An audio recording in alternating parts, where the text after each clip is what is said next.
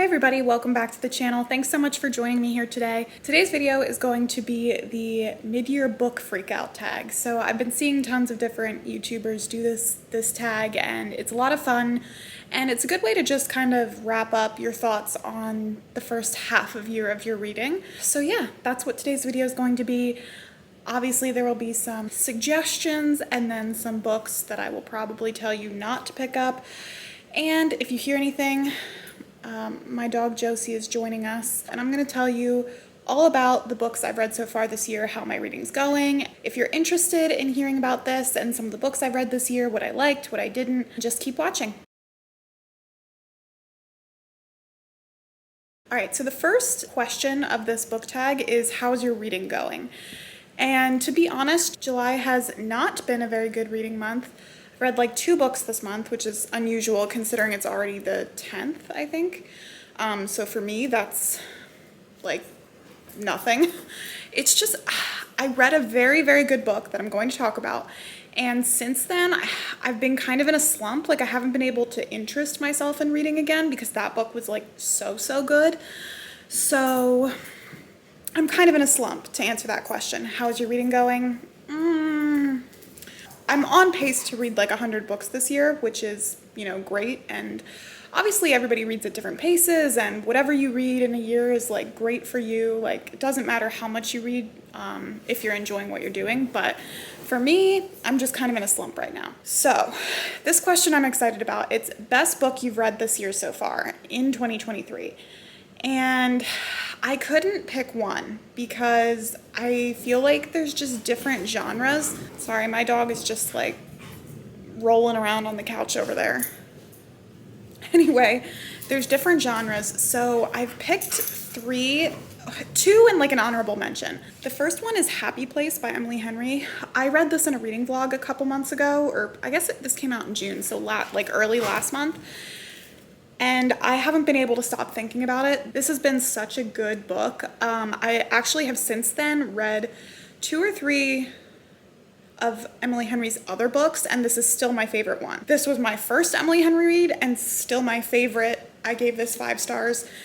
It's such an interesting premise, and for me, a 5-star book and like a best book of the year is usually more about a feeling it gives me than about, you know, the writing style or the genre or whatever it may be. And this like really just got me in my feels. It's about a couple that has been together a very long time and has broken up, but has to pretend to still be together for the sake of their friends on this group trip that they go on every year. Really fantastic read, great summer beach read if you're in the market for something. The second book that made it on the best books you've read this year so far is The Only One Left by Riley Sager.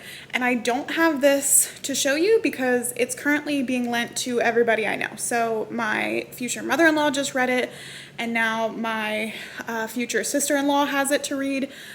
This is such a fun, twisty mystery. There's something to be said for just entertainment sometimes, and that's what that's what this book gave me. It's a really interesting premise. There's this woman who's basically accused of murdering her whole family because she's the only one that survives. It's many years in the future when the book takes place, and the person who's like our main character is trying to figure out that mystery.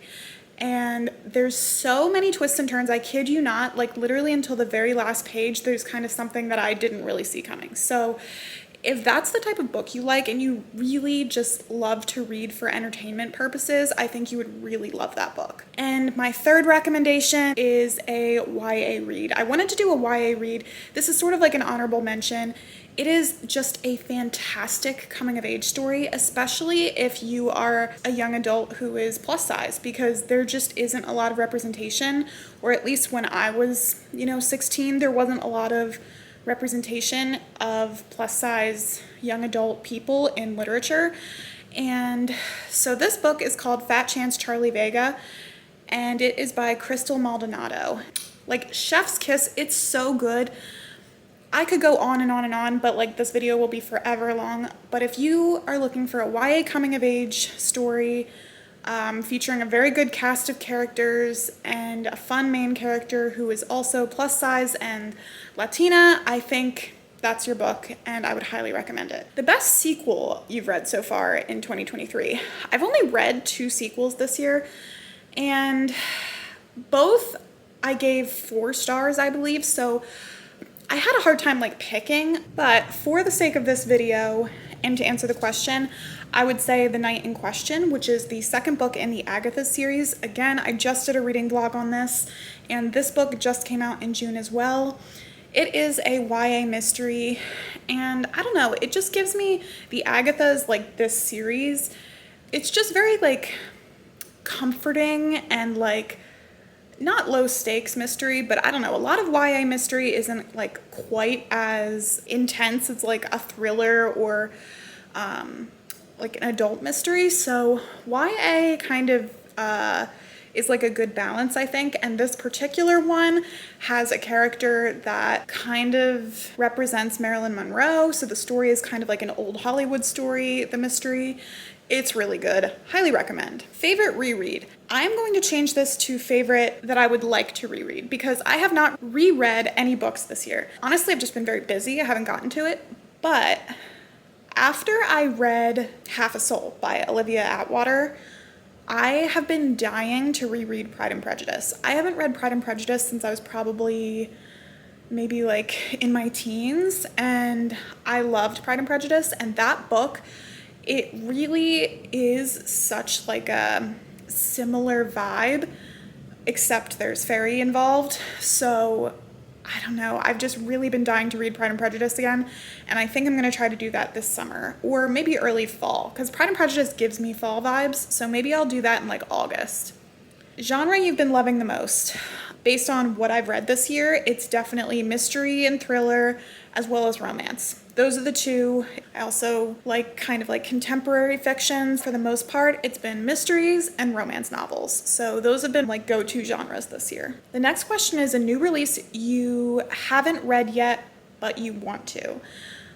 For me, this is Dead 11 by Jimmy Giuliano. It's a horror kind of set in the early 90s, I believe, or it's hard to explain. It's like this creepy island in Wisconsin, of all places, where everyone is stuck in the 90s. So I think it takes place now, but the concept of it is that the people on the island are stuck in the 90s. Seems very interesting to me. I'm excited for that one, and I do have it. I just haven't read it yet.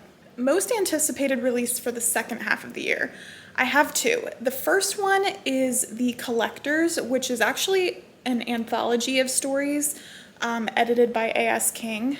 And I'm really looking forward to this because I am such a collector. Like, I love odd things and antiques, and I don't know, it just, I feel like if you are a collector of anything, or if you just like enjoy vintage things or anything like that, I feel like you might understand what I say when I'm just drawn to the idea of a book of stories about collectors. I don't know, that may seem very boring to some, but that is slated to come out in September, and I'm very excited about it. The second book I'm excited about is Bookshops and Bone Dust by Travis Baldree. And this is set in the Legends and Lattes universe, which I read Legends and Lattes this year. Absolutely loved it. I think I gave it 4.5 stars, so I'm really excited for it's not a sequel as far as I'm aware. I think it's just set in the same universe, but I already pre-ordered it, and that's set to come out in November. So the next question is biggest disappointment. I am not really a super negative person when it comes to books, but I gotta say, I really didn't love A Likely Story by Lee McMullen Abramson. I had picked this up, and it got like pretty decent reviews from what I had heard people think about it. I just really didn't like it. It was very disappointing to me. It mostly because like I enjoy a likable main character. I know, I just do. I just didn't love this main character. And I know that maybe that's not the best reason to dislike something, but obviously everybody has their opinions. The concept of the story was interesting to me. The character kind of really fell flat, especially the father figure in this book. I just like really despised him, honestly, and So the whole time I was reading, I was just like, I just want something good to happen. And even when something good did happen, sort of later in the book, it just didn't feel real to me because the whole book was just disappointing. Honestly, probably my most disappointing read so far this year. My biggest surprise is actually Wayward by Amelia Hart. I went into this book with like positive vibes. You know, I was like, oh, you know, this sounds really interesting. I love the cover art, which I have here. The cover art is just so pretty. It's like very witchy vibes. I don't know. And this follows the story of 3 different women in like over the span of 500 years. One story takes place in like the 15 or 1600s. One story is like late 1800s, early 1900s, and the other one is like 2000s or something. I went into this book with positive intentions is my point, but I did not expect to love this as much as I did. This is such a good book. Like, honestly, just like such feminist badasses all around, and a lot of commentary on women and their role in society throughout each of those time periods. Our main character in the time period closest to now, which I think this book takes place, that character in like 2017 or something, is escaping domestic abuse, and it's honestly just such a good book. I would recommend this to literally everyone. I absolutely loved it, and it's great that I loved it. I just didn't expect to love it as much as I did. My favorite new author, again, this was kind of tied for surprise for me. Again, like went into it with positive vibes, but I just absolutely love this book. It's called Jobs for Girls with Artistic Flair, and it's by June Gervais.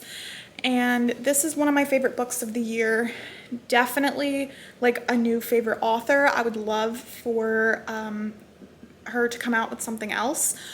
I believe this is a debut too, which so is Wayward actually. I believe that's also a debut. And this is such a cool premise. It's basically this teenage girl growing up, I think in the 80s. I think it's the 80s. It could be the 70s. Don't quote me on it, but I believe it's the 80s, who wants to become a tattoo artist. And so it's a coming of age story, a lot of commentary about tattooing and the tattooing industry in that time, and kind of women trying to get into it and the experience of that, as well as just being a teenager and coming of age and having your first crush and relationship and dealing with a lot of other things. This book touches on a lot of important subjects. Highly recommend it. My newest favorite character. So as I mentioned earlier in this video, I read Half a Soul by Olivia Atwater, and I was obsessed with that book. I think I gave that 4.5 stars too. But my favorite character in that book is Elias Wilder. He's kind of the grumpy, like gives Mr. Darcy vibes guy, who is like the main love interest basically. And I don't know, he just like really captured my attention. I love a good grumpy man character. Like if there's anyone, it's probably not good.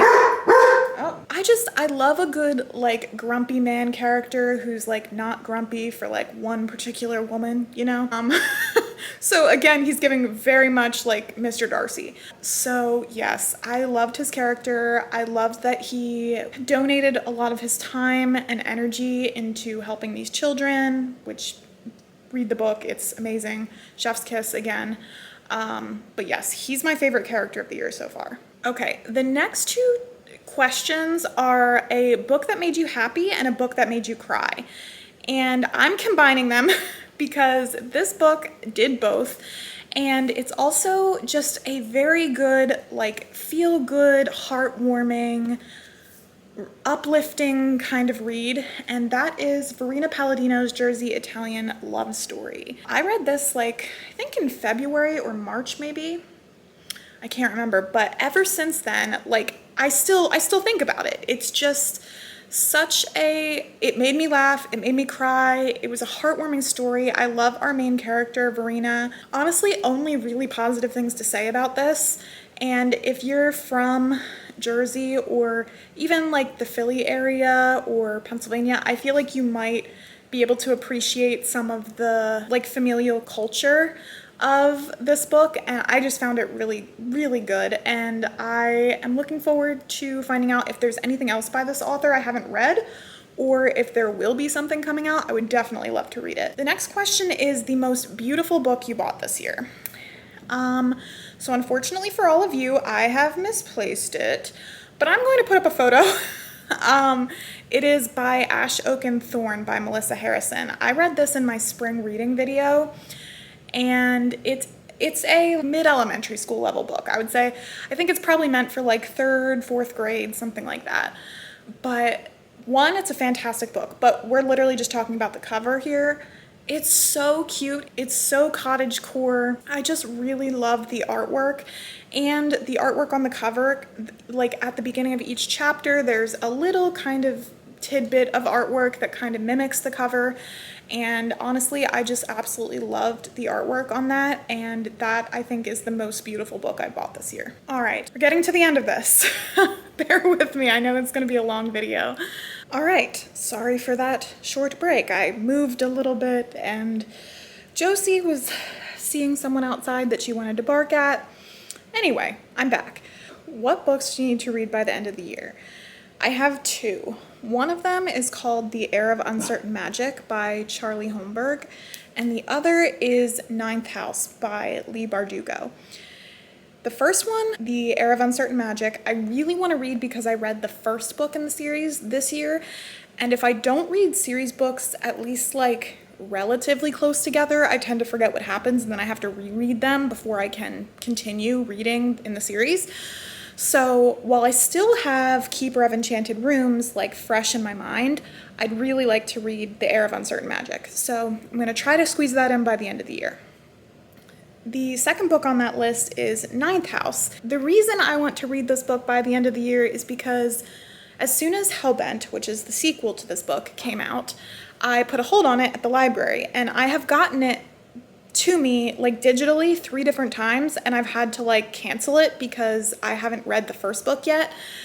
And so I'm so annoyed by that that I really want to read Ninth House so that when Hellbent comes back on my radar through the library, that I can pick it up and read it rather than have to like manage the hold and deliver it later, or you know, whatever the options are. So those are the books that I want to try to read by the end of the year. My favorite video or post I've done this year. I really loved my video I did on the magic of lemon drop pie. It was a reading vlog, and in it I also made lemon squares.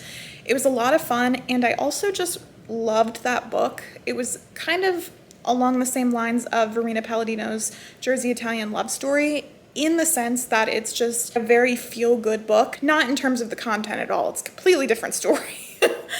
But I just absolutely loved reading it. It was such a nice book to read, and then to bake the lemon squares or the lemon bars in that video. It was just a lot of fun, and I'm also really proud of how that video turned out. The last question in this book tag is favorite book community members. So I have 2.